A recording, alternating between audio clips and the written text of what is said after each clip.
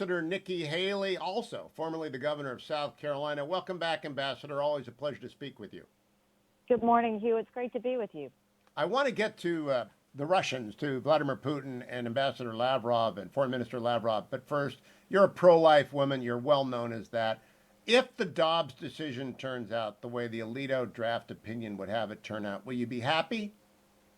Of course, I think it's a real opportunity, but I think we need to take it further than just the division they've always tried to do with America with pro-life, pro-abortion. I think what we need to look at the fact is how do we really support women? This is an opportunity to make sure that we give emotional support to women, that we give educational support to women, that we make sure that we have contraception education available, all of these things. It should be more than that. And I think that, for example, in South Carolina, the majority of women who've been getting abortions are between the ages of 25 and 29. Well, when I was governor, we did something where, you had the opportunity to see the ultrasound before you made a decision. You had someone come in that talked to you about what your options were. I mean, I think we really need to go to support women in this process, but it's certainly a great opportunity for the pro-life movement. More than that, it's a great opportunity for women and babies and saving as many as we can across this country. I agree that, Madam Ambassador. I did, however, speak to a pro-choice Republican yesterday who said they worried about the 15-year-old girl who finds herself pregnant and a family that she's afraid of. So what do we do for them? We go and we give them the emotional support that they need.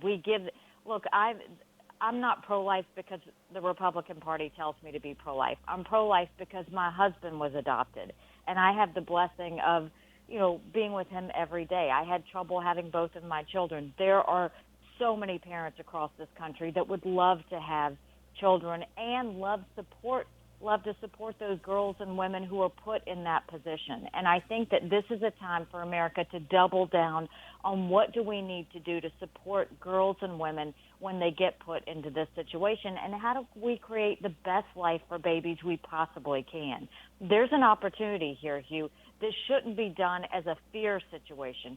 This should be done as a support situation on how we can truly lift up women in a way that we've never done before, and how we can really create better lives for babies than has ever been possible before.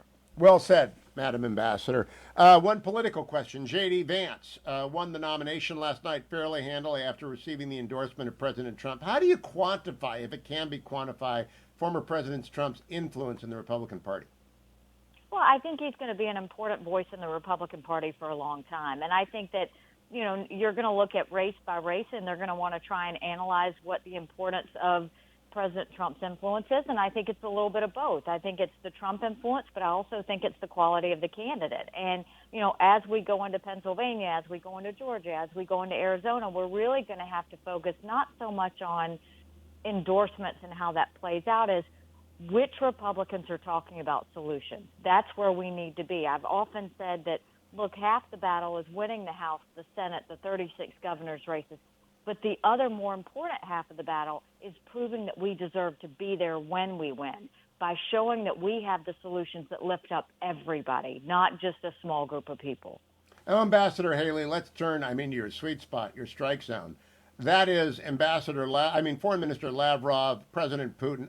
The Russians have really surprised everyone with the depth of their malignity. And Foreign Minister Lavrov's comments about Israel and Hitler, it's just insane. Is this the Lavrov you dealt with? Absolutely. Did not surprise me one bit. He is a twisted individual who has a terrible drinking problem, who will do nothing and say nothing that's too outrageous. I mean, he's just a ridiculous individual. And what he's going to do is say whatever he can to get attention, to put fear in the hearts of every person in this world, and that's what he's trying to do. And they don't care whether they're lying. They just believe in distraction. And I think that Russia knows they're losing this war. I think they're going to try and distract in every way possible. I think that there's hatred at the start of all of this, and I think that they are not just going to limit this to parts of Ukraine. They're not giving up until they get all of Ukraine, and we should also believe them when they say they want Poland and the Baltics as well. I do not believe that your time overlapped with National Security Advisor O'Brien when you were the ambassador and in the cabinet. He was a national security advisor. But he wrote a piece for the Wall Street Journal suggesting that President Biden and his team articulate exactly what would happen if a tactical nuclear weapon was used in Ukraine. Do you agree that we ought to be very specific about the consequences of such an unheard of escalation? Well, I do know Ambassador O'Brien and actually worked with him in a different capacity when he was at the State Department. What I'll tell you is that, we shouldn't assume that Russia will never use nuclear weapons, but we should focus every day on how we prevent them from using nuclear weapons. And the way you prevent them from using nuclear weapons is with strength, not cowering to them, not running from them, not worrying about provoking them, but with strength. And you don't do it with just American strength.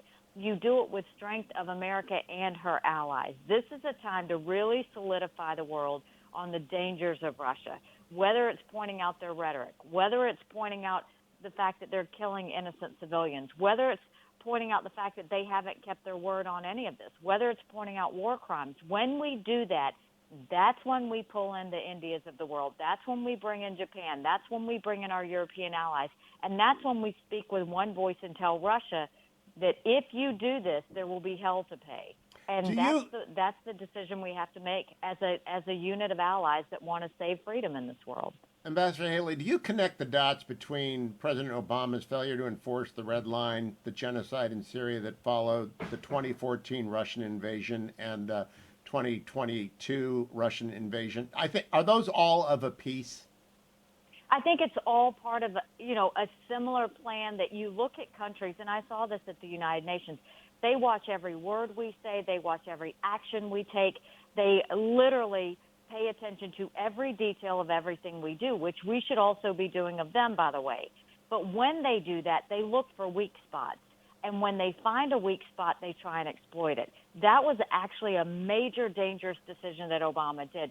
President Trump fixed that by making sure that when Russia and Assad used chemical weapons in Syria, he went and sent missiles into that area that hit their chemical areas. And so I think that sent a big message that, look, we know what Obama did, but we believe in red lines and we're going to enforce them. That all went backwards in a major way when Biden, left Afghanistan in the middle of the night without telling our allies who we asked to be there, who stood shoulder to shoulder with us for decades. It was a hugely weak moment for America, and it was a green light for every enemy that we have.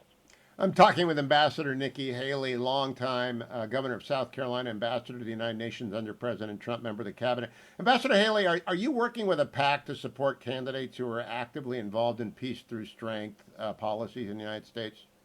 Yes, and thank you for asking. So we started Stand for America PAC, and what we're doing, Hugh, is we are recruiting candidates, endorsing candidates in House, Senate, and gubernatorial races with the goal of we don't just want candidates that are politically good. We want candidates that are policy good, that are going to really make a difference when they get there. And to date, we have endorsed 35 candidates. But what we do that's different is we don't just give a check to a candidate and say, go win. So, for example, when we endorsed Glenn Youngkin, I went on the ground, campaigned for him, fundraised. We raised $500,000 on the ground for him.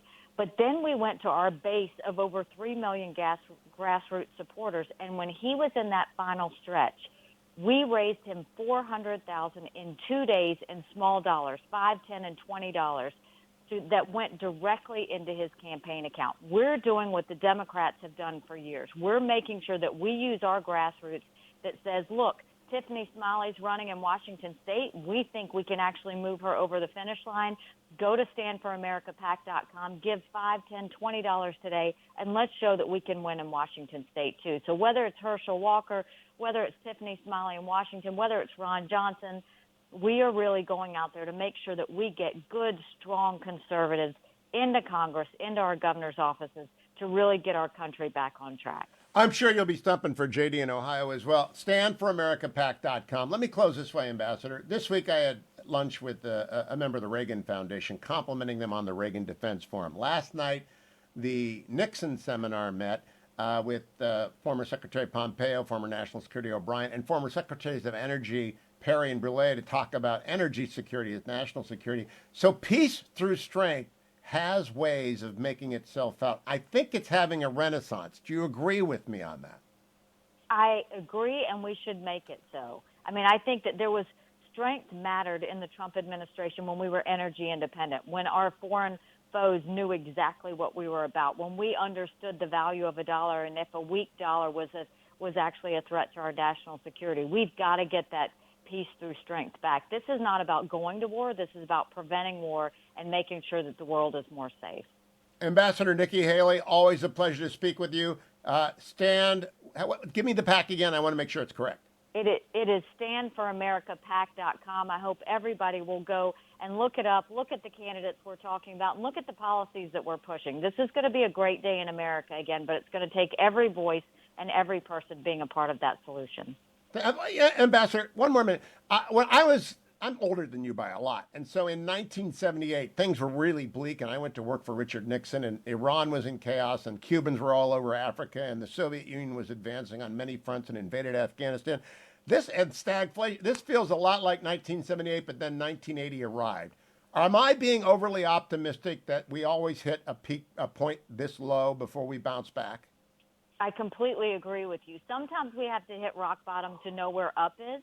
Now all we have to do is look up and say, okay, now it's time for each and every one of us to get to work. You know, what you can find is the world is more dangerous when we are distracted. We have been completely distracted for way too long, whether it's on culture wars, whether it's on CRT, whether it's on the fact that, believe it or not, my husband's a combat veteran. The fact that military members have to go and take pro-gender pronoun classes is beyond me. We have to go and stop all of the distractions and start focusing on freedom again and focusing on a strong America. That's when we'll win. We've done it before.